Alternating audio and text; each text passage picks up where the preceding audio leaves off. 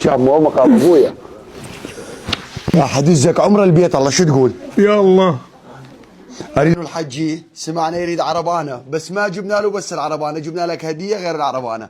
لا تبكي عمو، هذه العربانه لك ومحضر لك مفاجاه غير العربانه، راح اطلعك عمره البيت الله. تبكي عمو مقام ابويا. عجبتك العربانه؟ أنا بخدمتك. انقذتني والله. ليش انقذتك عمو غصبا ما عني؟ شاك. الله يعطيك صحة وعافية.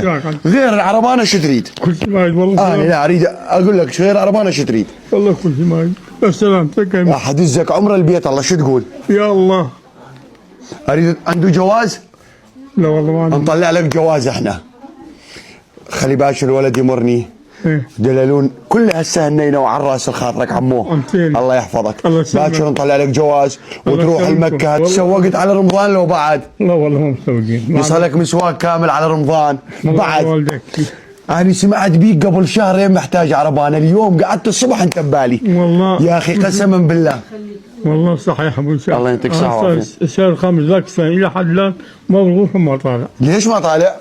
ما بيش يطلع، يشيلون السيل ينزلون كما هسه خلي شو تقدر السوق العربانة حجي؟ والله ما لا عمو صلي على النبي كلم بيا.